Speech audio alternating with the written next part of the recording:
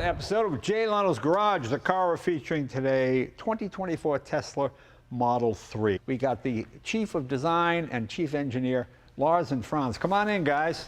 See, this way you get it right from the horse's mouth. See, these are the guys designed it, engineered it. Model 3 is really just an improvement over the previous one. It's been about 7 years since the Model 3 was introduced, and the original Model 3 was really, the idea was around making a smaller and more affordable Model S. Model S was great, but not everybody could afford it. So we want to take all the great attributes that came with a Model S and just shrink it down slightly and make it much more affordable, which we did. And so since then, it's been a great selling car and super fun to drive. But we wanted to mature the car a little bit. So we've improved the front end. We have much narrower headlights. It's much simpler in the front. It's actually, through all that work, we've been able to improve the aerodynamics of the car too. And in the back, you'll notice that we've updated the taillights and the whole rear end is new. And what is the coefficient of drag now with this model? It's 0.219. It's actually our best aerodynamic car now. That costs a dual motor. So the range in this is what, about over 300 miles? Yeah. That's right. We improved side crash. IHS has a new test coming out that we're probably going to score top ranked on, which is probably the only sedan that'll be able to do that. We also try to go look at how do we make the car lighter and more efficient. So we got the aero updates, we have new tires, we have new wheels. Those are all more efficient.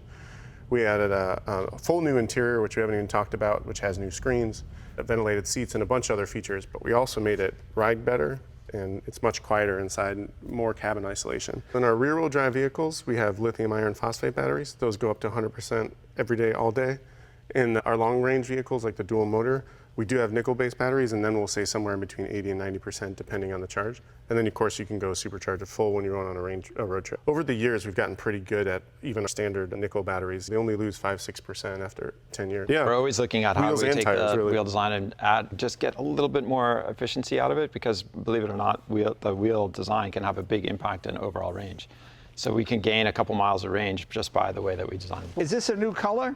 This is a new color. It is. We've had a red, but we just wanted to improve it. And when you see this in the daylight, it really comes to life, really shows off the form of the car a little bit better. And it's an exciting, sporty color. Yeah, we're excited. It's the most American-made car you can buy. Yeah. It's made, I don't know if it's 100%, but percentage-wise higher than any other vehicle built in the United States. Model Y is number one. This one's number two. Yep. With two motors front and rear.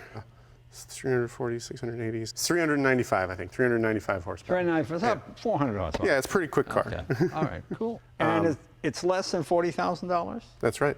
Yeah. Yeah, right now version, it's $38,990. Okay. Our starting price before incentives. And we have a great lease program at $329 a month right now. So we really approached the front end and the rear ends to really give it a new look, and then spent a lot of time in the interior to really improve the interior, new material story, different design. We added ambient lights. It's a bigger screen in the center now, a screen in the rear for the passengers in the rear seats. Yeah, really all new interior. This might be one of the lowest or most efficient cars that I've ever been a part of. You have to look at all the details to do that. Of course, we were talking about the wheels before that, but how the air comes in through the front scoops, goes around. Even here, we have a little lip at the back of the hood that not only helps aerodynamics, but improves wind noise, because there's no buffeting that comes up over the hood as the air slips up and over back. One of the great things is that we have aerodynamicists as part of the team.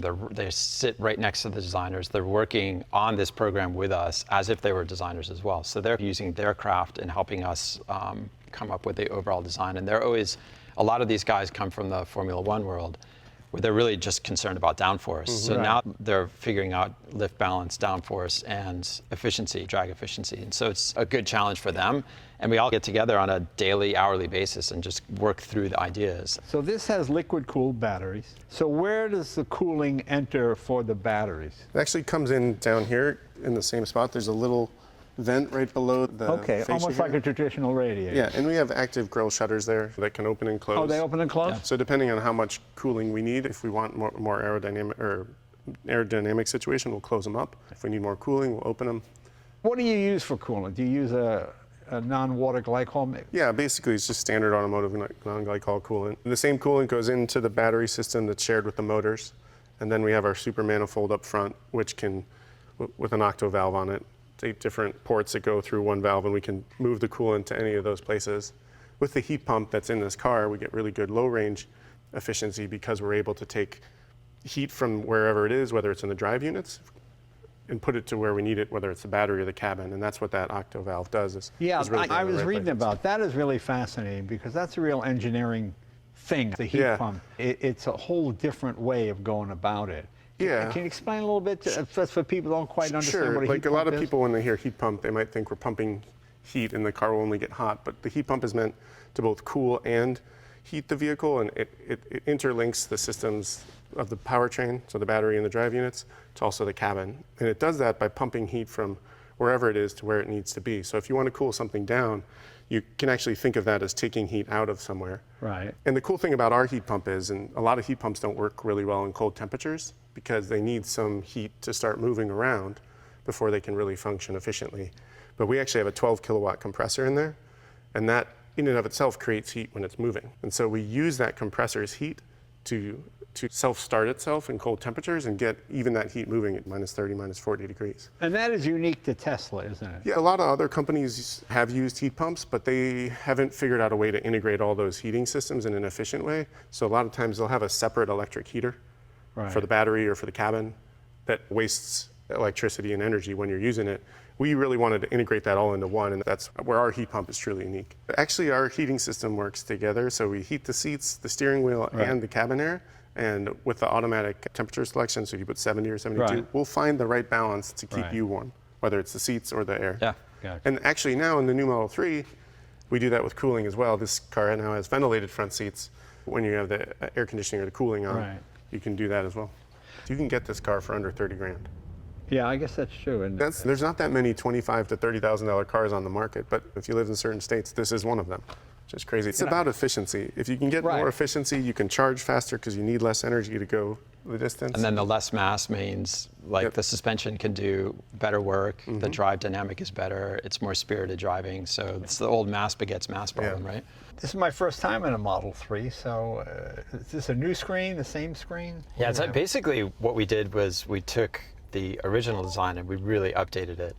So it's all new wraparound. We added ambient lighting now. It didn't have that in the previous car. A center console with inductive charging. So you got two chargers here. Two chargers, 7.5 watts each side, and we have a upgraded 15.3-inch screen here, which is just faster, brighter, slightly bigger than the previous outgoing one. There's an 8-inch screen in the rear. Yeah, I've got my own screen. So Lars has his own screen now, and kids love that because And I can control they can watch videos and control seats, and if he needs more room, he can move me around, get more leg space. Oh, I see. So you can adjust it from the back. Yeah. Oh, that's funny. It's a fun thing. But we brought nice ultra suede and textiles into the interior and just improve the overall ambiance and up to the level of design. You also notice, especially when you start driving, that we've removed the stalks. So now all your indicators are on the wheel. Okay. So just again, like the simplification and getting rid of excess controls follows the Tesla mantra. And all the glass is acoustic now. That means it's all double pane. So we have an outer soda lime, and then we have a PVB layer it dampens any noise from outside. You can see we're in here, and I know the gang's outside filming us, but it's really tough for them to hear us and not us to hear them. Now, what are we doing here with So now we're changing the ambient light. So if you're in a blue mood, you can change the vibe of the interior. Very California. Yeah, you can Pink. for Valentine's or something. Right, Valentine's Day. Right. Heated and cooled seats now, so you can pick heated, cold day or Because that was ventilated. standard on the Model 1. You have heated seats, but now we've added ventilated seats, Right. so you'll feel yourself cooling down. Oh, I can feel it. Yeah. Yeah, there you so go. it's pretty quick. And I've got heated seats back here too, which I now can control from my screen, which is nice, which was never there before. And I can control the airflow back here all on my own as well.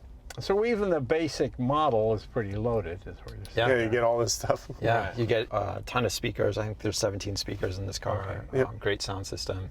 Okay. But we were able to move that subwoofer out of the rear corner of the trunk. Yeah. And we made the trunk bigger and kept the sub and put it in a place where it was more efficient. We're ready to go for a ride? Yeah, Sure. Let's do it. Notice how quiet it is in here. It is very quiet in here, yeah. One of the things we really focused on was making the cabin quiet, but also really improving the ride and rolling plushness. The Model 3 has always been really fun to drive, super responsive and engaging. Almost It is responsive and it's smaller. It feels darty, but in a good way. You know? almost like a go-kart, but like an extension of your mind. Like we wanted to keep that from the old Model 3 while really improving the ride to make it more accessible and more comfortable for more people. So we use a new kind of shock absorbing technology called FSD, not full self-driving, but frequency selective damping. Yeah. And what that does, it's a passive system, not like adaptive damping like in your Model S, but it really focuses on isolating different frequency ranges. So when you're on bumpy roads, we let the dampers open up and we make sure we get nice and free-flowing wheels so you get a comfortable ride. But when you put that steering response in, we can actually separate that input frequency and make sure you get damping force to get a nice quick response. And this wheel is smaller diameter-wise than an S, correct? Yes, smaller than an S. Yeah, I like this wheel. Yeah. It feels Same like size as the outgoing. feels three, like but a it's sports car wheel. Yeah. And the steering rack is faster as well. Yeah. That's right. Overall ratio is about 11 to 1, super quick. And it's electric power steering, obviously. That's right. yeah. Electric power steering, fully redundant for autopilot. Does this have a comfort, touring, sport, or is it just one setting? No, so the long range dual motor and the rear wheel drive are just passive with that new damping technology I talked about. But it's very quiet. It's as quiet as the S. You mentioned this is Gorilla Glass. But it's actually ion exchange, so when you put the glass in the salt bath, it gets chemically toughened. Right. And so it's chemically hardened glass, so you're able to make it much thinner, which means we can make it mix in response, is that the electric motor defined everything. You hit the accelerator pedal and it goes, and we wanted that same feeling to come through in the steering, which you mentioned earlier, and also in the braking. When you get on the brakes, it's really instant. And that way you define the whole character of the driving experience. But with one pedal driving, you're not really needing the brakes that much. That's true. You didn't even use the brakes right now. The brakes last forever. They do last forever. And we put a special surface finish on the brakes to make sure they don't rust. It's called ferritic nitrocarburizing. Yeah. They last forever. Well, this really handles nice. It feels very sporty. Yeah, the Model 3 is it's our smallest car, so it's got the lowest polar moment of inertia, so it can be that quick turning and quick response. And what are you looking at? About 4,200 pounds for this? Something like that? It's 1825 kilos, so that's just over 4,000 pounds, 4,000. The fact that you will now have batteries you can always bring to 100% without worrying about. Lithium iron phosphate, the LFP, or any iron battery, has better cycle life. And that's good for people who need to use it a lot. And then the nickel really gives you that energy density. And we still pick and choose, and I think a lot of other manufacturers are doing the same thing. One of the things when we're trying to improve the driving road noise in a vehicle is we always want you to think you're going faster than you are, Right. because it's quiet and you don't really feel that. If you charge to full and there's no capacity for regen, we now fill that in with the brake pedal so the car feels the same all the time. One of the things that's really hard to do from a driving dynamic standpoint is to get that steering to feel responsive and to have a road like this, which looks smooth but is actually quite choppy, because those frequencies are at the same, of the road and that steering response are at the same frequency, about 4 to 6 hertz. And that's where that frequency selective damping really helped us out, because But very firm, no cowl shake or anything. yeah, it's really hard to break that compromise. And when you step on it, You gotta tell me when you're Never ready for it. One of the other new features in this car is we added blind spot indicators. So that was a big ask. So when someone comes up in your blind spot, there's a little red light in your speaker there. You see it right now. yeah, oh, I see. Yeah, oh, there, see a blind spot over there. If you turn on your turn signal, the camera will turn red on the side if there's a car there. And then in the effort for safety, this is the first, I guess it was the first car and then Cybertruck to have far side airbag. We were talking about side crash. Yeah. There's actually an airbag on the inside between you and Franz. Yeah, now. right here. So if we got hit from the side, an airbag would come up between the two of you and prevent your heads from hitting. And at Tesla, the government is always mandating safety, but we're really trying to go beyond what they're doing. In Europe, they made some regulations about that kind of airbag being installed, but before we put it in, we wanted to make sure it was actually preventing head-to-head contact. And that's when we look at our real-world crash database that's getting data from all of the telemetry from our vehicles. So we deployed it and we put it worldwide so everyone gets the same safety, because we believe it actually does, if you, heaven forbid, get in that kind of accident, help prevent injury. But obviously the best crash is no crash. That's why we have all those autonomous safety Brake lights features. come on regen, is that They do, correct? yeah. Yeah, okay. So you take your foot off the gas. Do you think the track package will become standard on the Plaid? They should have done that too. Yeah, you mean with the carbon ceramic Yeah, brakes? with the and- big brakes. Yeah, there's a lot of people that buy a Plaid that don't ever really need that. And I think that's really true of all our branding, is we really want to give you the choice.